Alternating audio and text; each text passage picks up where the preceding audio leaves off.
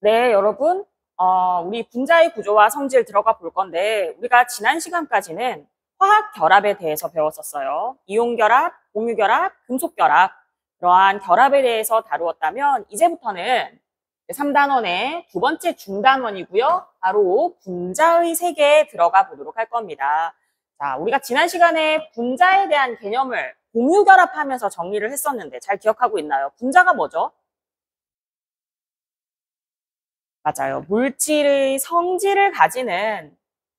고유한 성질을 가지는 기본 입자를 분자라고 했었어요. 그때 분자는 다시 두 가지로 나눌 수가 있었는데, 우리가 흔히 얘기하는 원자들의 공유 결합으로 형성된 분자를 다원자 분자라고 한다고 했고요. 그리고 원자 하나만으로서 물질의 고유한 성질을 가지는 경우도 있어서 그럴 때는 단원자 분자라고 했었습니다. 그래서 분자는 이렇게 두 가지로 분류할 수가 있었고요. 기억하는 친구들 있죠? 잘 정리해두고요. 자, 우리가 앞으로 다룰 분자는요, 바로 이 다원자 분자에 대한 이야기예요. 뭐다? 바로 원자와 원자의 공유 결합으로 형성된 다원자 분자에 대한 이야기를 할 것이다. 이렇게 보시면 되겠습니다. 자, 그러면 우리 중단원 두 번째, 분자의 구조와 성질 시작해 보도록 하겠습니다. 자, 먼저 첫 번째로 배울 개념은 전기음성도라는 개념이에요. 이게 무슨 말이냐? 쉽게 얘기하면 누가 전자쌍을 더 강하게 끌어당기느냐, 그 척도라고 보시면 되겠는데요. 전기음성도는 공유 결합을 하는 원자가 공유 전자쌍을 끌어당기는 상대적인 힘의 크기를 수치로 나타낸 값, 이걸 전기음성도라고 합니다. 그 기준은 플루오린이라고 보시면 되는데요. 플루오린이 원소들 중에서 가장 전기음성도가 큰 원소예요. 이 값을 4.0이라고 기준을 잡습니다. 4.0. 자, 한번 볼게요. 다음으로 넘어가서. 자, 전기음성도의 주기성이 있는데, 전기음성도는 원자의 크기가 비교적 작을수록 전기음성도가 크고요. 그리고 원자 핵의 전하량이 클수록 전기음성도가 커요. 자, 왜 그럴까? 우리가 전기음성도라는 개념 자체가 얼마나 전자쌍을 잘 끌어당기느냐였단 말이에요. 그러니까 원자의 사이즈가 작으면 작을수록 원자 핵이 전자쌍을 더 가까이서 끌어당길 수 있기 때문에 더 전기음성도가 크고요. 또 당연히 원자 핵의 전하량이 플러스 이 전하량이 크면 클수록 전자쌍을 강하게 끌어당기니까 전기음성도가 크다, 이렇게 보실 수 있겠죠. 그 주기성을 정리한 것이 이렇게 주기율표의 값으로 나타나 있습니다. 그래서 주기율표에서 오른쪽으로 갈수록 전기음성도가 커지고요. 그리고 주기율표에서 핵전하가 커지는 아래쪽으로 갈수록, 여기서는 이제 사이즈가 커지기 때문이죠. 전기음성도가 아래쪽으로 갈수록은 계속 작아진다, 이렇게 보시면 돼요.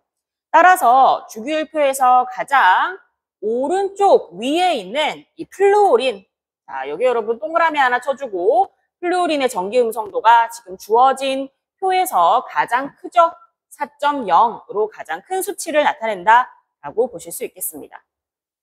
자, 그런데 우리가 원래 주기율표상에 17쪽만 있는 건 아니죠. 18쪽도 있는데 왜 생략됐을까요? 그렇죠. 18쪽은 기본적으로 다른 원자들과 결합을 통해서 전자쌍을 가지고 끌어당기고 이런 거 자체를 안 하기 때문에 전기음성도 값이 없어요. 18쪽은 빼고요. 1쪽부터 17쪽까지 나타나져 있습니다. 자, 우리는 몇 개의 전기음성도는 기억해 놓으면 좋은데, 자, 다 함께 동그라미 한번 쳐보도록 하겠습니다. 자, 수소의 전기음성도는 2.1이고요. 그리고 좀 더 가서 탄소의 전기음성도는 2.59, 질소 3.0, 산소 3.5, 그리고 플루오린 4.0, 최소한 이렇게 5개 정도는 전기음성도를 좀 기억해 둘게요. 시험에 외웠는지를 물어보는 시험 문제가 나오는 건 아니지만 우리가 이 전기음성도의 경향과 또 각각의 값을 알고 있어야 문제 푸는데 좀 편하거든요.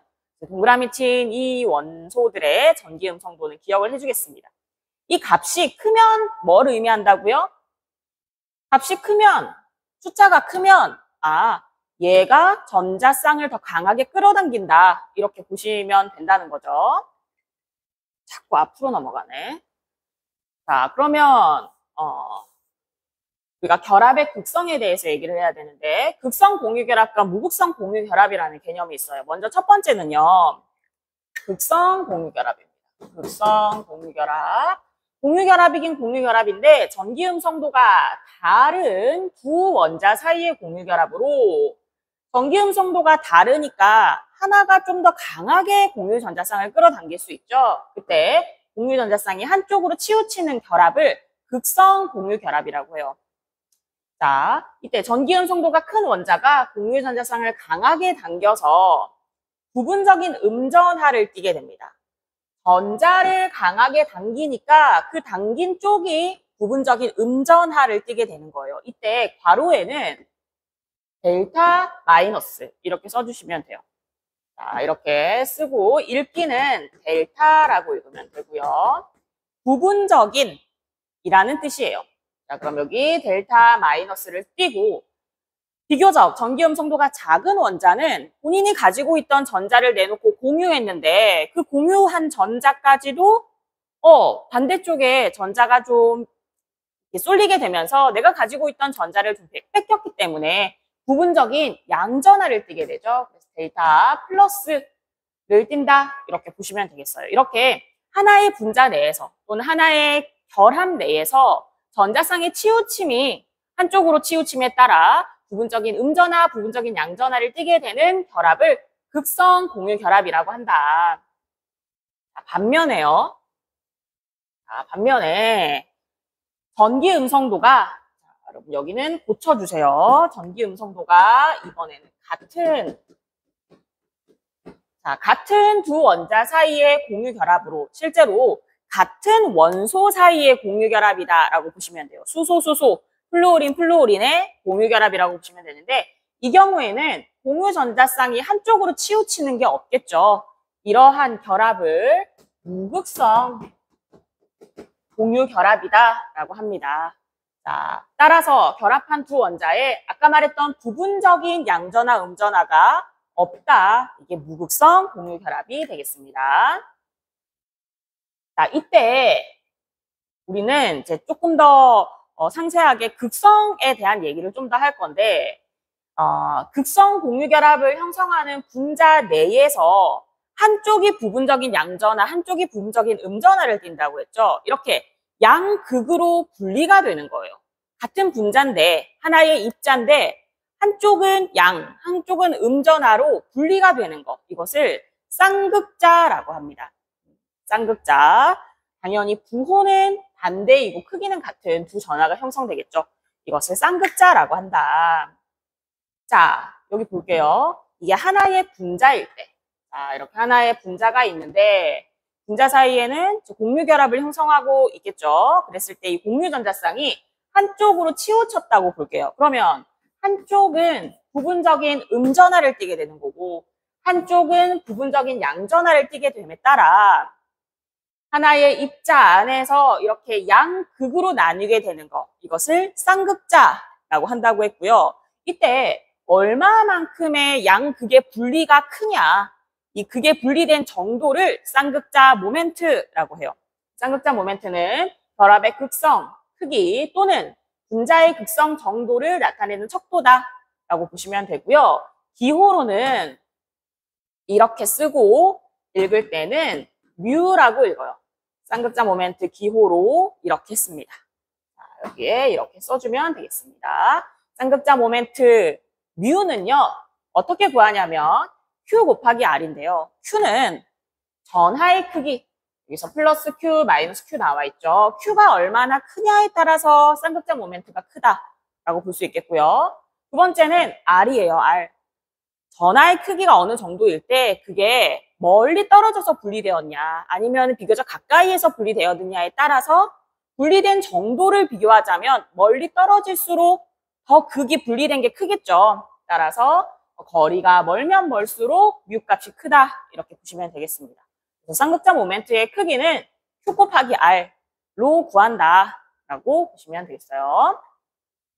자, 그런 다음에 이 쌍극자 모멘트는 화살표를 이용해서도 표시할 수 있거든요. 자, 우리가 아까 쌍극자라고 하면 부분적인 양전하 델타 플러스가 있고요. 그 다음에 부분적인 음전하 델타 마이너스가 있다고 했었는데 이때 이걸 표시할 때 화살표로 표시하는데 부분적인 양전하에서 시작해서 부분적인 음전하로 끝나는 화살표, 이것을 쌍극자 모멘트를 나타내는 방법이다 보면 되겠습니다. 자, 예를 들어 볼게요. 플루오린화 수소라는 분자가 있어요. 이때 수소와 플루오린은 공유 결합을 형성하고 있죠. 공유 전자쌍이 있다는 거잖아. 이 공유 전자쌍이 누구 쪽으로 치우쳐져 있다? 맞아요. 플루오린 쪽으로 좀 치우쳐져 있어요. 왜냐하면 플루오린의 전기 음성도가 더 크다고 했잖아. 우리는 수치도 알고 있죠. 4.0, 2.1. 따라서 4.0이 이긴다는 거지. 전자쌍이 수소와 플루오린 사이에 가운데에 있는 게 아니라 전자쌍이 비교적 플루오린 쪽으로 치우쳐져 있다. 따라서 플루오린이 부분적인 음전하를 띠게 되고요. 반면에 수소는 부분적인 양전하를 띠게 돼요. 이렇게 양극으로 분리가 되는 것을 쌍극자라고 하고, 얼마나 분리가 되었니? 라는 크기가 쌍극자 모멘트 값이에요. 그때 쌍극자 모멘트가 있다라는 걸 표시하기 위해서, 극의 방향을 표시하기 위해서 화살표로 표시할 수 있다. 그때 부분적인 양전하인 쪽이 플러스 십자 표시로 시작을 해서 음전하를 띠는 쪽으로 화살표 끝이 가도록 그림을 그리면 됩니다. 그래서 연결해 보면 쭉 이렇게 그리고 플러스인 쪽에 이렇게 플러스 십자 표시 한 번 더 해준다 라고 하시면 되겠습니다. 네, 이렇게 쌍극자 모멘트 표시까지 다루어 보았어요. 자, 그러면 이제 각 결합에 대해서 쌍극자 모멘트를 한번 표시해 볼게요. 주어진 건 분자지만 결합 하나씩만 다루어 볼게요. 자, 먼저 수소입니다. 수소는 이렇게 같은 수소끼리 결합하니까 무극성 공유 결합이죠. 무극성 공유 결합일 때는 쌍극자 모멘트가 있다 없다? 없어요. 0이니까 쌍극자 모멘트 0이니까 화살표로 표시할 수 없어. 됐죠? 자, 그 다음에 산소도 마찬가지죠. 산소도 이렇게 결합하고 있어요. 따라서 쌍극자 모멘트는 0이다. 자, 반면에요. 수소하고 염소하고의 결합이에요. 자, 이때 염소의 전기 음성도가 조금 더 크기 때문에 염소 쪽으로 이동하죠. 그럼 여기가 부분적인 음전하, 수소가 부분적인 양전하가 된다는 말이고, 화살표로 표시를 해보면 이렇게 화살표로 표시할 수가 있겠습니다. 쌍극자 모멘트는 당연히 0이 아니겠다, 그치? 자, 마찬가지로 탄소하고 산소 사이에도 한번 볼게요. 탄소하고 산소라고 하는 결합에 있어서 산소 쪽으로 전자쌍이 조금 더 치우치기 때문에 이렇게 쌍극자 모멘트가 있는 공유 결합이다. 극성 공유 결합이다. 이렇게 보실 수 있겠고요. 여기도 마찬가지로 탄소의 전기 음성도가 얼마였지? 2.5, 수소는 2.1이었어요. 그렇죠? 따라서 전기 음성도가 큰 탄소 쪽으로 이렇게 쌍극자 모멘트 표시할 수 있겠습니다. 여기서 질소와 수소 사이에 역시 질소의 전기 음성도가 크기 때문에 이렇게 쌍극자 모멘트를 표시할 수 있다. 그래서 표시까지 한번 다루어 보았어요. 지금 하는 것은 하나하나 결합에 대한 쌍극자 모멘트를 얘기한 거고요. 뒤에 가면 분자 통으로 쌍극자 모멘트를 화살표로 표시해 볼 겁니다. 자, 그 다음에 전기 음성도 차이가 크면 클수록 부분 전하의 크기가 커지고 쌍극자 모멘트가 커지고 결합의 극성이 증가한다. 이렇게 볼 수 있겠어요. 자, 마지막으로 이 그림 한번 보도록 하겠습니다. 자, 지금 4개의 물질이 나와 있는데 제일 왼쪽에는 수소로 이루어진 수소 분자고요. 그다음 두 번째는 플루오린화 수소, 세 번째는 브로민화 수소, 그다음 플루오린화 수소, 그다음 플루오린화 나트륨 이렇게 되겠어요. 자, 먼저 첫 번째 수소 분자의 경우는요. 수소와 수소 원자의 공유 결합이죠. 같은 원소끼리의 공유 결합이기 때문에 이 경우는 무극성 공유 결합이다 라고 보시면 되겠어요. 둘 사이의 전기 음성도 차이가 0이라서 쌍극자 모멘트가 없죠. 무극성 공유 결합이다. 반면에 브로민화 수소 같은 경우에는요. 브로민 쪽으로 전자쌍이 좀 쏠려 있어서 자, 이렇게 쌍극자 모멘트를 가지게 되고요. 지금 색깔이 좀 이렇게 다르죠. 전체적으로 색깔이 고르게 퍼진 무극성 공유 결합과 다르게 여기 같은 경우에는 전자쌍이 쏠려서 전자가 많은 쪽이 파란색, 적은 쪽이 붉은색을 띠거든요. 이렇게 색깔 변화로도 이게 전체적으로 균등하지 않구나. 이게 극성 공유 결합이구나. 이렇게 알 수 있어요. 그래서 극성 공유 결합이다. 여기 플루오린이나 수소도 마찬가지로 이렇게 쌍극자 모멘트를 가지면서 극성 공유 결합이다. 이때 둘을 비교하면 전기음성도 차이가 더 큰 플루오린이나 수소가 더 큰 극성 공유 결합이다라는 거 알 수 있죠. 그 다음에 마지막으로 이온 결합이라고 나와 있는데 자, 나트륨하고 플루오린의 결합이에요. 자, 이렇게 되면 두 원자 사이의 전기음성도 차이가 무려 3.1입니다. 이 정도 되면 나트륨에 비해서 플루오린이 전자를 엄청 잘 끌어당긴다는 말이에요. 그 말은 나트륨에서 플루오린으로 전자가 이동하는 것으로 설명할 수 있다는 거죠. 이렇게 전자의 이동으로 형성된 결합을 이온 결합이다라고 한다고 했습니다. 그래서 이온 결합은 전기음성도 차이가 워낙 큰 거다 이렇게 보시면 되겠어요.